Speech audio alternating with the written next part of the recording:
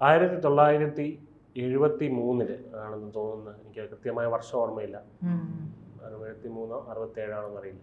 ആ ഒരു വർഷത്തിലാണ് ഈ ഒരു നമ്മുടെ എന്താ പറയുക അഫ്ഗാനിസ്ഥാൻ USSR സംഘർഷം ഉണ്ടായിരുന്നു. അപ്പോൾ അന്ന് USSR ആരുടെ എനിമിയാണ്? അമേരിക്കയുടെ ശത്രുവാണ്. അതുകൊണ്ട് അമേരിക്ക അന്ന് എന്ത് ചെയ്തു?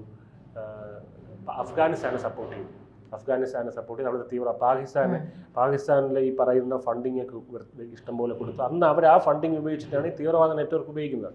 ശരി, അന്ന് അമേരിക്ക റഷ്യക്കെതിരെ നിൽക്കുന്ന ഒരു ഈ പറയുന്ന രാജ്യങ്ങളെ സപ്പോർട്ട് ചെയ്തിട്ട് കാരണം അതാണെന്ന് മനസ്സിലാക്കാം. അതായത് USSRനെതിരെ നിൽക്കുന്ന ആരാണോ അവർ നമ്മൾ സപ്പോർട്ട് ചെയ്യും എന്നുള്ളതാണല്ലോ.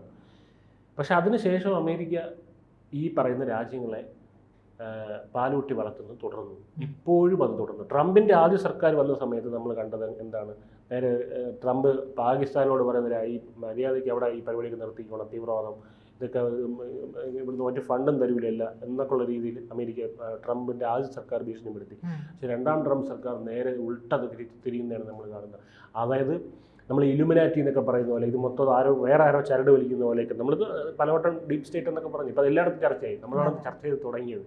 അതിപ്പോൾ എല്ലാ ചാനലിലും ഡീപ് സ്റ്റേറ്റ് എന്നൊക്കെ പറഞ്ഞ് മുഖ്യധാര ചാനലിലൊക്കെ വന്നിട്ടുണ്ടായിരുന്നു.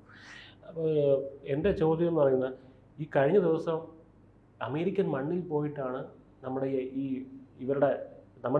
യുവന്മാരുടെ മേധാവി, സൈനിക മേധാവി അസീം മുനീർ കൊലവിളി വിളിച്ചത്. അതായത് ലോകത്തിൻ്റെ പകുതി നശിപ്പിക്കും, ആണവ ബോംബിട്ട് നശിപ്പിക്കും എന്ന് പറയുമ്പോൾ അമേരിക്കൻ മണ്ണിൽ നിന്ന് പറയുന്നുണ്ട് നമുക്ക് രണ്ട് കാര്യങ്ങൾ ഉറപ്പിക്കാം. അമേരിക്ക അതിലില്ല എന്നുള്ളത്, മറ്റൊന്ന് ഇന്ത്യയിൽ ഉണ്ടായിരിക്കും എന്നുള്ളത്. അപ്പോൾ ഇവിടെ കാര്യങ്ങളൊക്കെ വ്യക്തമാണ്. അതായത് രാജമാണിക്യത്തിൽ പറയും, വന്നവനും പോയവനൊക്കെ വന്ന സ്ഥിതിക്ക് ഇപ്പം നമുക്കൊരു കാര്യം മനസ്സിലായി. എന്താണ്? ഞാൻ തന്നെ വില്ലേ എന്ന് പറയും. അപ്പം ഇന്ത്യക്ക് ആ കാര്യം മനസ്സിലായി. വന്നവനും പോയവനും ഒക്കെ ഒന്നായ സ്ഥിതിക്ക് നമ്മൾ തന്നെ വില്ലേ എന്നുള്ള കാര്യം മനസ്സിലായി. അപ്പോൾ എൻ്റെ ചോദ്യം, ഇവന്മാരിപ്പോഴും ഇപ്പം USSR ഇല്ല, റഷ്യയില്ല, റഷ്യയും പാകിസ്ഥാനും തമ്മിൽ സുഹൃത്തുക്കളാണ്. നമ്മളുടെ അത്ര സുഹൃത്തുക്കളല്ല. ഇപ്പോഴും അമേരിക്ക പാകിസ്ഥാനെ പാലൂട്ടി വളർത്തുന്നത് എന്തിനു വേണ്ടിയാണ്? ഒന്ന് രണ്ട് കാരണങ്ങളുണ്ട്. ഒന്ന്, പാകിസ്ഥാന് ചൈനയുടെ ഒരു വിധേയത്വം ഉണ്ടായിരുന്നു. അത് അമേരിക്കയ്ക്ക് ഭീഷണിയാണ്. അപ്പോൾ അത് ഇല്ലാതെയാക്കണം. അപ്പോൾ ആ മേഖലയിലൊക്കെ ചൈന അടിച്ചു കയറി വരികയാണ്. അതായത് ബലൂചിസ്ഥാൻ മേഖലയിലാണ് ഇവർ ഈ പറയുന്ന സ്വർണവും മണ്ണും ചെമ്പും ഓയിലും ഒക്കെ ഉണ്ട് എന്ന് പറയുന്നത്. അവിടെ ആധിപത്യം ഉള്ളത് ചൈനയ്ക്കാണ്. ഈ ചൈനയാണ് ഒരു ട്രയാങ്കിൾ എന്ന് പറയാം, അതിൻ്റെ പേരെനിക്ക് കിട്ടുന്നില്ല. ഒരു ട്രയാങ്കിൾ എന്ന് പറയുന്നത് ഇത്തരത്തിലുള്ള റെയർ എർത്ത് മിനറൽസുമായി ബന്ധപ്പെട്ടിട്ടാണ്. ആ ട്രയാങ്കിൾ ആധിപത്യം പുലർത്തുന്നതേ ചൈനയാണ്. ചൈനയ്ക്ക് അതിനുള്ള സോഴ്സുകളുണ്ട്. അപ്പൊ ചൈന അത് നടത്തിക്കൊണ്ട് ഒരാൾക്ക് മേൽക്കൈ ഉള്ള ഭാഗത്ത് അയാൾ തന്നെ അത് നേടിക്കൊണ്ടു പോകും. അതല്ലെങ്കിൽ നമ്മൾ അതിലേക്ക് ഉയർന്നു വരണം, അതിനെ വെട്ടാനുള്ള കളി നടത്തണം. ആ കളിയാണ് ഇവിടെ നടക്കുന്ന ഇത്തരത്തിലുള്ള കളികൾ എന്ന് പറയുന്നത്. അപ്പോൾ ബലൂചിസ്ഥാൻ പോലുള്ള പാക് പ്രവിശ്യകൾക്ക് ചൈനീസ് കോളനികൾക്ക് സമാനമായിട്ട് ഏതാണ്ട് മാറിയിട്ടുണ്ട്. ആ മാറിയത് ഈ ട്രംപിന് പിടിച്ചിട്ടില്ല. ട്രംപിന് അവിടെ സ്വാഭാവികമായിട്ടും ചൈന റോഡുണ്ടാക്കുന്നതും പാലമുണ്ടാക്കുന്നതും ഒന്നും സഹിക്കാൻ വയ്യാത്തൊരവസ്ഥയുണ്ട്. സാമ്പത്തികമായിട്ട് പാകിസ്ഥാൻ തകർന്നിട്ടുണ്ട്. അത് എല്ലാവർക്കും അറിയാം. ഒന്നുമല്ല പാകിസ്ഥാൻ എന്നുള്ളത്. അപ്പോൾ അവിടെ സ്വാഭാവികമായിട്ടും ചൈനയ്ക്കാണെങ്കിൽ ഈ പാവപ്പെട്ടവരെ സഹായിക്കുന്ന വളരെ ഇഷ്ടമാണ്. അപ്പോൾ അവർ കൊണ്ടുവന്ന് ഫണ്ട് ഇറക്കും. അപ്പോൾ അതിൻ്റെ പകുതി ഭാഗം ഇവർ ഏറ്റെടുക്കുകയും ചെയ്യും. അപ്പോൾ ആ ഫണ്ട് ഇറക്കാനും വയ്യ, കൈ നനയാതെ മീൻ പിടിക്കണമെന്ന് നമ്മൾ പറയില്ലേ, അതാണ് ട്രംപിൻ്റെ ഒരു ആഗ്രഹം. പക്ഷേ ചൈന അങ്ങനെയല്ല. ചൈന നേരെ തിരിച്ചാണ്. പണം ഇറക്കി അവിടെ കളിക്കും, പണം എറിഞ്ഞ് കളിക്കും എന്ന് പറയുന്നത് പോലെ കളിക്കും. അപ്പം ഇതെല്ലാം മുന്നിൽ കണ്ടുകൊണ്ടാണ് കൂടുതൽ പ്രതിരോധ സാങ്കേതിക വിദ്യ പാകിസ്ഥാന് നൽകാനായിട്ട് അമേരിക്ക തീരുമാനിച്ചിട്ടുള്ളത്. കഴിഞ്ഞ ദിവസം നമ്മുടെ വ്യോമസേനാ മേധാവി പറഞ്ഞതിൽ ഒരു വിമാനം ചൈനയുടേതായിരുന്നു എന്നുള്ളതാണ്. അടിച്ചിട്ടതിൽ ഒരു വിമാനം, ബാക്കി വിമാനം ആരുടേതെന്നുള്ളത് പാകിസ്ഥാന് സ്വന്തമായിട്ട് വിമാനം ഉണ്ടാക്കാൻ ഉള്ള ശേഷിയില്ല, കപ്പാസിറ്റി ഇല്ല. അപ്പൊ അത് ചോദ്യചിഹ്നമാണ്. അത് നമുക്കൊക്കെ അറിയാം. മാത്രമല്ല അത് ഇന്ത്യയുടെ മര്യാദ കൂടിയാണ്. നേരത്തെ ഒരു ലോകരാജ്യങ്ങളും മുൻകൈയെടുത്തിട്ടല്ല നമ്മൾ യുദ്ധം നിർത്തിയത് എന്നാണ് നമ്മൾ പറഞ്ഞത്. അപ്പോഴും അമേരിക്കയുടെ പേരെടുത്ത് പറയാതിരുന്നത് നമ്മുടെ മര്യാദയാണ്. കാരണം നമ്മൾ പല കാര്യങ്ങളുമായിട്ട് ടൈപ്പായിട്ട് പോകുന്നത് കൊണ്ട് നമ്മൾ വെറുതെ അപമാനിക്കേണ്ട, വിളിച്ചു നിർത്തി അപമാനിക്കുക എന്നുള്ളത് നമ്മുടെ ഒരു രീതി അല്ലാത്തത് കൊണ്ടാണ്. അപ്പം വ്യോമസേനാ മേധാവി പറഞ്ഞതിലും ഒരെണ്ണം ചൈനയുടേതായിരുന്നു, മറ്റുള്ളത് നിങ്ങൾ ഊഹിച്ചോ എന്ന് പറയുമ്പോൾ അവിടെ ഉണ്ടായിരുന്നത് അമേരിക്കയുടെ അത് വിമാനങ്ങളായിരിക്കും. മാധ്യമങ്ങൾ, അതായത് വെസ്റ്റേൺ മാധ്യമങ്ങൾ അത് ഏറ്റെടുത്തുള്ളൂ എന്നുള്ള കാര്യം ആർക്കറിയാം? മേധാവിക്കറിയാം. അതെ, അതറിയാം. അപ്പോൾ ഈ പറയുന്ന രീതിയിൽ ട്രംപിൻ്റെ നേരത്തെ വൈറ്റ് ഹൗസ് വെച്ച് അസീം മുനീറുമായിട്ട് നടത്തിയ ചർച്ചയുണ്ട്. റഷ്യ, ചൈന എന്നിവരോടൊക്കെ സൗഹൃദം ഒഴിവാക്കണം, ബ്രിക്സ് അടക്കമുള്ള കിഴക്കൻ കൂട്ടായ്മകളിൽ നിന്ന് വിട്ടു നിൽക്കണം എന്നീ ആവശ്യങ്ങളൊക്കെ ഈ ട്രംപ് ഈ പൊട്ടനോട് പറഞ്ഞിട്ടുണ്ട്. ഒരു പൊട്ടൻ വേറൊരു പൊട്ടനോട് സംസാരിച്ചു എന്ന് മാത്രമേ നമ്മൾ കരുതേണ്ടതുള്ളൂ. പാകിസ്ഥാനും US-ഉം എണ്ണ കരാറിൻ്റെ ഒരു പശ്ചാത്തലം ഉണ്ടായിട്ടുണ്ട്. അപ്പോൾ അവിടെ ഈ എണ്ണ ഉണ്ട് എന്ന് പറയുന്നുണ്ട്, എണ്ണ ഇല്ല എന്നും പറയുന്നുണ്ട്. ഇതിൻ്റെ ഒരു സ്ഥിരീകരിച്ച റിപ്പോർട്ട് ഞാനിതുവരെ കണ്ടിട്ടില്ല. ഞാൻ കുറേ പരിധി നോക്കി. ചില സൈറ്റുകളിൽ, അന്താരാഷ്ട്ര സൈറ്റുകളിൽ പറയും എണ്ണയുണ്ടെന്ന് പറയും, ചില സൈറ്റുകളിൽ പറയുന്നുണ്ട് എണ്ണ ഇല്ല എന്ന് പറയുന്നുണ്ട്. അപ്പോൾ ഇതിൽ ഏത് വിശ്വസിക്കണം എന്നുള്ളത് എന്തായാലും നമുക്കറിയില്ല. എന്തായാലും ഉണ്ടെങ്കിൽ തന്നെ അത് ഈ പറയുന്ന ട്രംപ് ആഗ്രഹിക്കുന്ന അളവിലൊന്നുമില്ല. 52ാം സ്ഥാനമാണ്. 0.02. 52ാം സ്ഥാനം എന്താണ് ഈ കോൺട്രിബ്യൂഷൻ, ലോകത്തിൽ എണ്ണ കൊടുക്കുന്ന കോൺട്രിബ്യൂട്ടേഴ്സിൽ 52ാം സ്ഥാനത്താണ് ഇവന്മാർ കിടക്കുന്നത്. അതെ, അത്രേ ഉള്ളൂ. അപ്പൊ ഈ ട്രംപ് പറയുന്ന പോലെ ഈ പെണ്ണുങ്ങൾ ഇങ്ങനെ കൊടൊക്കെ വെച്ചിട്ട് പോയില്ല, അതുപോലെ ട്രംപ് ആടിപ്പാടിപ്പോയി അവിടെ നാളെ പോയി കുമ്പിട്ട് ക്രൂഡ് ഓയിൽ എടുത്തോണ്ട് വരാന്ന് വെച്ചാൽ അതിലൊന്നും ആകാനില്ല. അതിലും വലിയ ശേഖരങ്ങൾ ഉള്ളിടത്ത് നമുക്ക് ടൈപ്സ് ഉണ്ട് എന്നുള്ളതാണ്.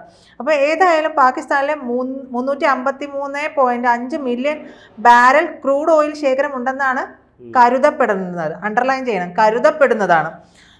ഇത് ഇനിയും കുഴിച്ചെടുക്കപ്പെട്ടിട്ടില്ല. ബലൂച്ച് മേഖലയിലുള്ള എണ്ണധാതു നിക്ഷേപത്തിലൊക്കെ ട്രംപിന് കണ്ണുണ്ട്.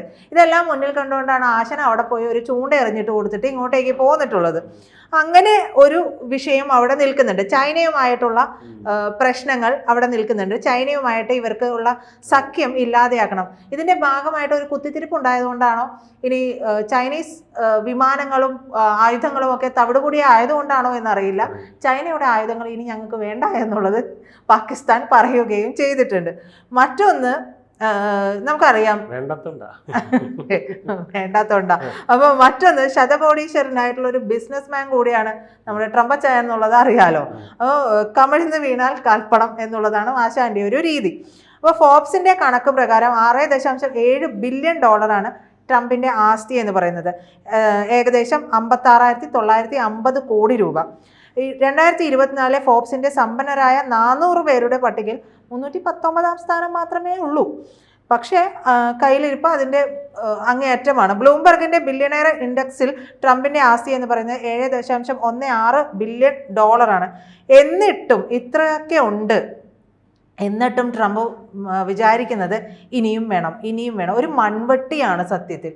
മൺവെട്ടി ഇങ്ങോട്ട് മാത്രമാണല്ലോ ഈ പോരുക. അപ്പോൾ ഒരു മൺവെട്ടിയായിട്ട് കണ്ടുകൊണ്ടാണ് ഈ പറയുന്ന ഒരു അദ്ദേഹത്തിൻ്റെ ഒരു ത്വര മൂത്ത് നിൽക്കുന്നത്. ആ ഒരു അവസ്ഥയിലാണ്. അപ്പോൾ ട്രംപ് ഈ ഖത്തർ അദ്ദേഹത്തിന് $400 മില്യൺ ഒരു ഇത് നൽകി, എയർക്രാഫ്റ്റ് നൽകിയല്ലോ. അപ്പോൾ അതെല്ലാം ഇദ്ദേഹത്തെ ചാക്കിടാൻ വേണ്ടിയിട്ടുള്ള ഒരു കാര്യമായിട്ടുള്ള നീക്കമായിട്ട് മാത്രമേ നമുക്ക് കരുതാൻ പറ്റുള്ളൂ. ട്രംപ് കുടുംബത്തിന് ഭൂരിപക്ഷം ഓഹരികളുള്ള ക്രിപ്റ്റോ കമ്പനിയിൽ പാക് സൈന്യം പണം മുടക്കിയതുമൊക്കെയാണ് ഈ നിലപാട് മാറ്റത്തിന് പിന്നിൽ എന്നുകൂടി നമ്മൾ കരുതേണ്ടി വരും.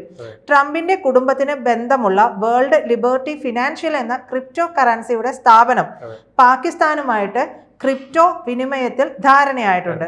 ഇത് അമേരിക്കയിൽ വലിയ വിവാദം കൂടിയാണ്, വലിയ വിവാദമായിട്ടുണ്ട്. അപ്പോൾ ട്രംപിന്റെ ഉടമസ്ഥതയിലുള്ള ക്രിപ്റ്റോ കറൻസി കമ്പനി പാകിസ്ഥാനിലെ കമ്പനിയുമായിട്ട് വൻ ഡീലിംഗ് ഉണ്ടാക്കിയത് അമേരിക്കൻ സെനറ്റിനെ ഞെട്ടിച്ചു എന്നുള്ള തരത്തിലാണ് വാർത്തകൾ വരുന്നത്. പക്ഷേ ആ സെനറ്റേ ഞെട്ടുള്ളൂ, ട്രംപിന് അതൊന്നും ആകാൻ പോകുന്നില്ല. ട്രംപിന്റെ ക്രിപ്റ്റോ പ്രേമം രാജ്യസുരക്ഷയ്ക്ക് ഭീഷണിയാണോ എന്നുള്ളതും അന്വേഷിക്കുന്നുണ്ട്. കാരണം ഈ ഇവന്മാരുടെ സമ്പദ് വ്യവസ്ഥയിലോട്ട് ഇവന്മാരത് ലയിപ്പിച്ചായിരുന്നു ഈ ക്രിപ്റ്റോ കറൻസി. നമ്മൾ ചെയ്തിട്ടില്ല. അതെ, നമ്മളത് ഇത് ചെയ്യുന്നതിന് ഒരുപാട്, അത് സാമ്പത്തികപരമായിട്ട് നമ്മൾ പഠിച്ചിട്ട് പറയേണ്ട വിഷയങ്ങളാണ്. പക്ഷെ അതിൽ പെട്ടെന്ന് നോക്കുമ്പോൾ ലാഭങ്ങളുണ്ടെങ്കിലും ഇതിൽ ഒരു ലോങ് ടേം പെർസ്പെക്റ്റീവിൽ വൻ നഷ്ടങ്ങൾ ഉണ്ടാക്കുമെന്നാണ് പറയുന്നത്. പക്ഷെ നമ്മളത് ചെയ്തിട്ടില്ല. നമ്മൾ ഡിജിറ്റൽ കറൻസി നമ്മുടേതായിട്ടുള്ള കറൻസി ഉണ്ടാക്കുകയാണ് ചെയ്തത്. ഇത് നമുക്ക് ഷോർട്ട് ടേമിൽ വലിയ ലാഭമില്ലെങ്കിലും ലോങ് ടേമിൽ വലിയ ലാഭം ഉണ്ടാക്കുന്ന കാര്യമാണ്. അതായത് ഈ പാല് കൊടുക്കുന്ന കൈക്ക് കൊത്തുന്ന ഒരു സ്വഭാവം ഈ ഭീകരവാദികൾക്കുണ്ട്. അപ്പോൾ അതിൻ്റെ ഒരു അംശം അവർക്ക് വേൾഡ് ട്രേഡ് സെന്ററിൽ കിട്ടിയിട്ടുണ്ട്. അപ്പോൾ ജനങ്ങൾക്ക് ഇതിൻ്റെ പേടിയുണ്ടാവും. ട്രംപിന് പണക്കൊതി മൂത്തിട്ട് ഈ ഒരു പേടി ഉണ്ടാകാനുള്ള സാധ്യതയില്ലല്ലോ. ട്രംപിന് ആയിരിക്കും ഇത് അനന്തരഫലം അനുഭവിക്കാൻ പോകുന്നത്. അപ്പോൾ ഇത് കഴിഞ്ഞാൽ തീർന്നില്ലേ? അതെ, ഇപ്പോൾ World Liberty Financial Pakistan Crypto കൗൺസിലുമായിട്ട് ഏപ്രിൽ 26-നാണ് ഒരു ധാരണാപത്രം ഒപ്പുവെച്ചത്. പാകിസ്ഥാൻ ക്രിപ്റ്റോ കൗൺസിൽ രൂപീകരിച്ചിട്ട് ഒരു മാസം പോലും തികഞ്ഞിട്ടുമില്ല. വേൾഡ് ലിബർട്ടി ഫിനാൻഷ്യൽ ഇതിൻ്റെ ഇൻക് നേതൃനിരയിൽ ട്രംപിനെയും മക്കളായിട്ടുള്ള ഡൊണാൾഡ് ജൂനിയർ, എറിക് കൊച്ചുമകൻ ബാരൻ എന്നിവരെയൊക്കെ ഉൾപ്പെടുത്തിയിട്ടുണ്ട്. ഡൊണാൾഡ് ട്രംപിൻ്റെ ചീഫ് ക്രിപ്റ്റോ അഡ്വക്കേറ്റ് എന്നാണ് വിശേഷിപ്പിക്കുന്നത് എന്നാണ് പറയപ്പെടുന്നത്. ക്രിപ്റ്റോ ലോകത്ത് ട്രംപിൻ്റെ സ്വാധീനം വളരെ വലുതാണ് എന്നുള്ളത് നമുക്ക് ഇത് വായിക്കുമ്പോൾ വ്യക്തവുമാണ്. മറ്റൊരു കാര്യം, ഈ ട്രംപിന് സ്വന്തമായിട്ടൊരു ഇതുണ്ടായിരുന്നു, ക്രിപ്റ്റോ ടോക്കൺ അവതരിപ്പിച്ചിട്ടുണ്ടായിരുന്നു ഈ ട്രംപ് അധികാരമേറ്റതോടെ ട്രംപ് മീം കോയിനിൻ്റെ വിപണി മൂല്യം $10 ബില്യൺ വർദ്ധിച്ചിട്ടുണ്ടായിരുന്നു. ഭാര്യ മെലാനിയ ട്രംപും സ്വന്തം പേരിൽ ഈ കോയിൻ സ്വന്തമാക്കിയിട്ടുണ്ട്. 80% വെബ്സൈറ്റ്, ഇതുമായി ബന്ധപ്പെട്ടിട്ടുള്ള വെബ്സൈറ്റ് പ്രകാരം 80% ക്രിപ്റ്റോയും ട്രംപുമായി ബന്ധപ്പെട്ട CIC ഡിജിറ്റലിൻ്റെ കൈവശമാണ് ഉള്ളത്. ട്രംപിൻ്റെ ക്രിപ്റ്റോ ഹോൾഡിംഗ് $58 ബില്യൺ ആണെന്നാണ് കണക്ക്.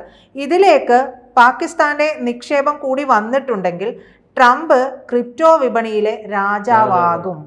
അതാണ് ട്രംപിൻ്റെ അടിസ്ഥാനപരമായിട്ടുള്ള ലക്ഷ്യം. അതിൽ സ്വന്തം രാജ്യം പോലും, രാജ്യസുരക്ഷ പോലും ഈ മണ്ടൻ കണക്കാക്കുന്നില്ല എന്നുള്ളതാണ്. ഒരു പക്ഷെ മണ്ടൻ എന്ന് പറയാൻ പറ്റില്ല, അതിബുദ്ധിയായിരിക്കാം. എന്തെങ്കിലും വന്ന് ഇയാൾ നാട് വിട്ടുപോയി, എവിടെ ചെന്ന് അന്വേഷിക്കാനാണ്?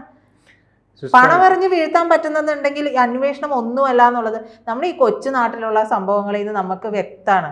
എത്രയോ ആളുകൾ ദാവൂദിനെയൊക്കെ ഇതുവരെ പിടികൂടിയിട്ടുണ്ട്. അതുപോലെ ഒരു ദാവൂദായിട്ട് ഈ മൂപ്പര് ഈ വയസ്സാം കാലത്ത് ഏതെങ്കിലും ഒരു മൂലക്ക് പോയങ്ങ് കൂടും. വിജയ് മല്യ ഉണ്ടല്ലോ, അതെ, രാജ്യം മുടിപ്പിച്ചിട്ട് അതെ. അപ്പോൾ അതുപോലെയുള്ള ആളായിട്ട് അങ്ങ് മാറും. ബാക്കി കൊച്ചുമക്കളും ഒക്കെ ജീവിക്കാനുള്ള സമ്പത്ത് ഇങ്ങനെ ഉണ്ടാക്കിയിട്ടിട്ടുണ്ട്. പോരാത്തത് ഇതുകൊണ്ട്. അപ്പോൾ കള്ളൻ ട്രംപ് എന്നുള്ളൊരു പേര് വീഴുമെന്നുള്ളതേ ഉള്ളൂ. പണം കൊണ്ട് എന്താ പറയുക, പോകാവുന്നതേ ഉള്ളൂ. നാളുകൾ കഴിയുമ്പോഴേക്കും ചിലപ്പോൾ നമ്മളെ പോലും ഇത് മറന്നു പോകാനുള്ള സാധ്യതയുണ്ട്. ട്രംപ് കള്ളനാണ്, പക്ഷേ ട്രംപ് ഘട്ടമൊന്നും അമേരിക്ക വിട്ട് പോയിട്ടില്ല. അതെ.